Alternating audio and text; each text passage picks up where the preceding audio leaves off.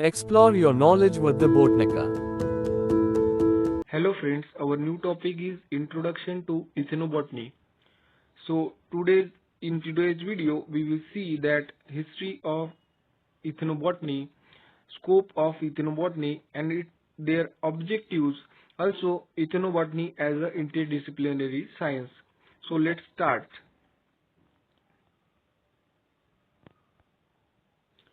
So what is the ethnobotany? The term ethnobotany comes from Greek ethno means cultural group of people, logy means the study, and botany the study of the plant. In simple word, ethnobotany is the study of how people in a specific culture or a religion use the native plants. The term ethnobotany was coined in 1895 by the botanist Hirschberg.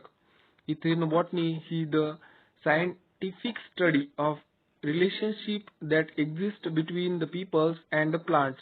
It does not just describe the use of the plant but locates the plant with their cultural context in a particular societies and situates peoples with their ecological context. Now, in the simple word, ethnobotany it is the study of interrelationship between the particular tribes and their native plants, or this particular group of the people, how they utilize this medicinal plant to cure the disease. If we take the example of the tribes lives in a Western Ghat or the Himalayan region, so how these tribes are utilize these plants or this medicinal plant to cure the diseases or in for the medicinal other medicinal purposes. This interrelationship studies known as ethnobotany. Now we will see about the history of ethnobotany. So ethnobotany word coined by John William Hirschberg in 1895. As back as 4000 BC, the medicinal plant were using by the primitive Chinese. Earliest documented applications are found in Babylon circa in 1770 BC. Hippocrates, called as father of medicine, AD 77, the Greek surgeon Dioscorides published De Materia Medica having about 600 plants. So the term ethnobotany coined by John William Hirschberg. John William Hirschberg was an American botanist who specialized in plant geography, ecology, and the plant pathology. He is a well-known American botanist. As back as 4000 BC, the medicinal plant were using by the primitive Chinese. So the primitive Chinese peoples are use various medicinal plants to cure various type of diseases. Earliest documented application are founded in Babylon circa. So what is the term Babylon circa? So Babylon circa was an ancient city located in the lower Euphrates River in southern Mesopotamia. So simply it is an ancient city located in the Mesopotamian times. So in this city, the earliest documented documents related to ethnobotany are found. Hippocrates, called as father of medicine, and AD 77, the Greek surgeon Dioscorides published De Materia Medica. So what is the De Materia Medica? So De Materia Medica, it is a book, the prime historical source of information about the medicinal uses of Greeks, Romans, and other cultural of antiquity. So this book containing various type of medicinal uses of the plants used by Greek Romans. So how the Greek Romans use various type of medicinal plant to cure the various type of disease. This all information given in this book, De Materia Medica. So Indian history about ethnobotany.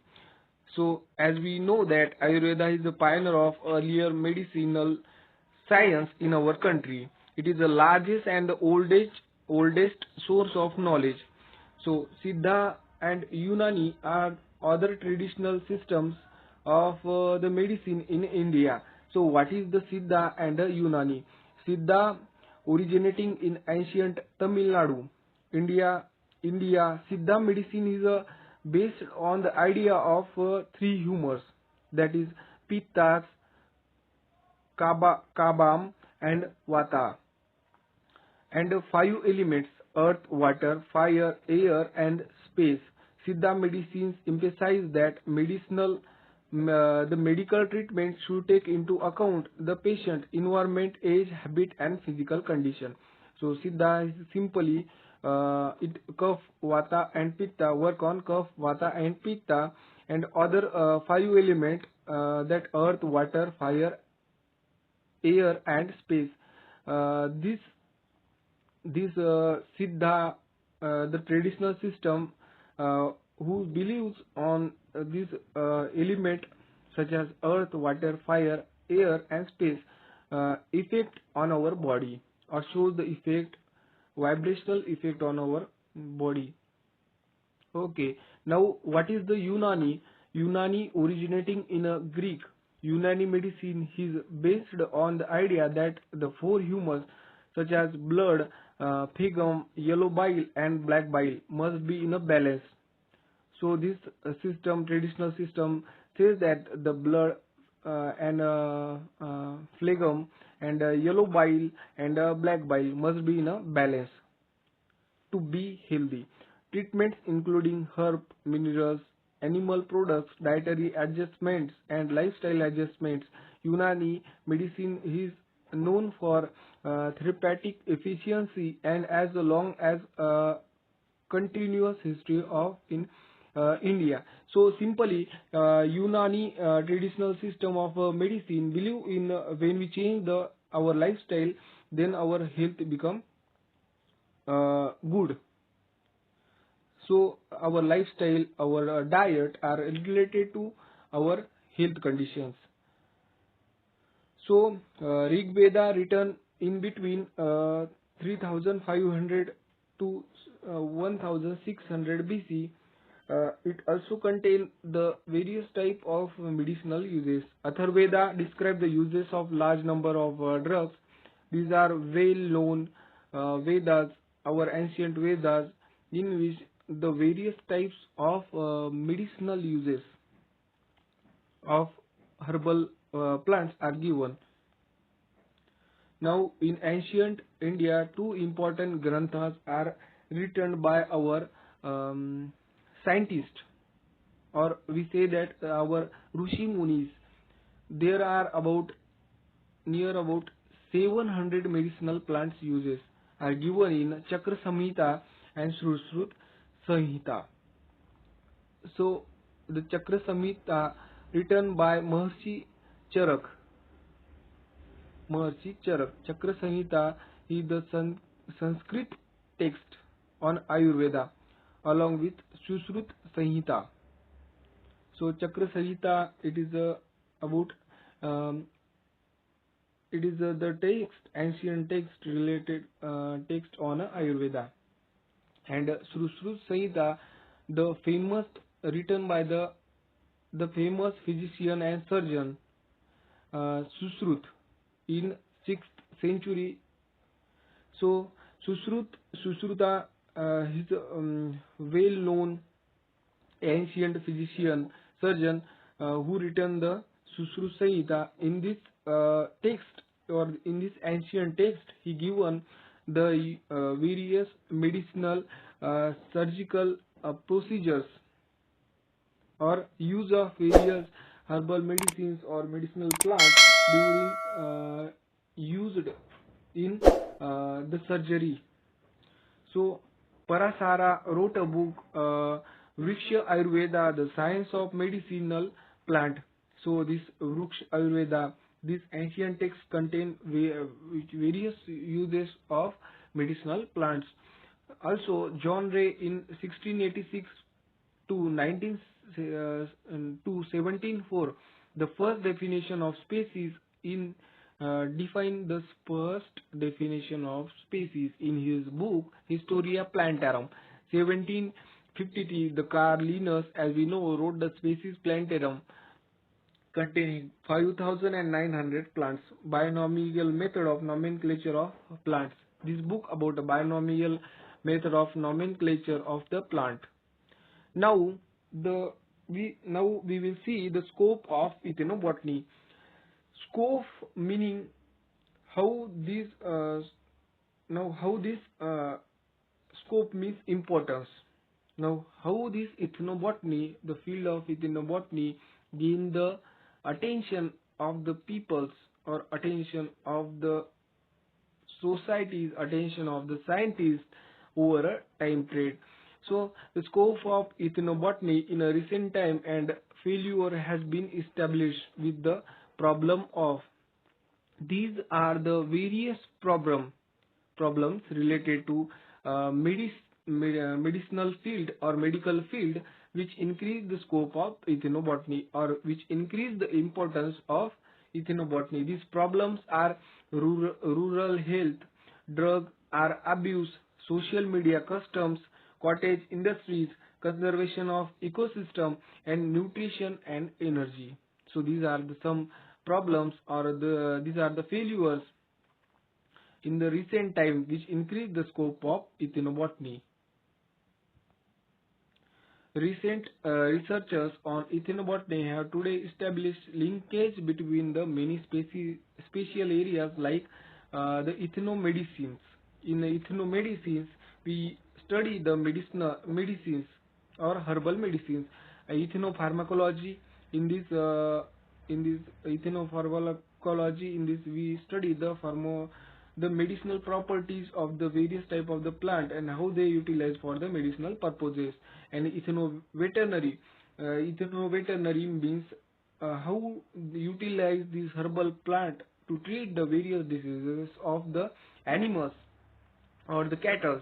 Ethnonarcotics, uses of these various type of herbal plant in to synthesize various type of drug. Ethnobiology and ethnocosmetics, in cosmetic industries, how these plants or various type of type of the plant used to synthesize the cosmetic or to develop the cosmetic from these plants. So there are some objectives of ethnobotany. Objectives means aim. Why this happening, or what is the use of this ethnobotany? So objectives of ethnobotany are for proper documentation of indigenous knowledge about the medicinal plant. So why this field are developed? Why this ethnobotany, this field are developed or this field are come in a scope for the proper documentation of one of these objective is proper documentation of indigenous knowledge about this medicinal plant. Second is preservation of unwritten traditional knowledge about herbal plant. So third is conservation of our national heritage before its extinction, to create awareness about its role in cultural, social and health of the people, to train the people or the student for utilization and conservation of medicinal plant. So in simple meaning, to preserve our ancient text related to herbal medicine, to develop the knowledge of the students about use of herbal medicines or medicinal plants, and to preserve the information ancient text related to these medicinal plant uses. Now we will see that ethnobotany as an interdisciplinary science. The linkage of this ethnobiology or ethnobotany with this various field. Now first linkage with ethnogeography. Now how this linked with ethnobotany? Then if we study the interrelationship between particular tribe and their native plants, then there is a need to study the climate changes, the effect of the climate on this particular medicinal plant. Okay, this is how the geography related to ethnobotany. Now the sociology.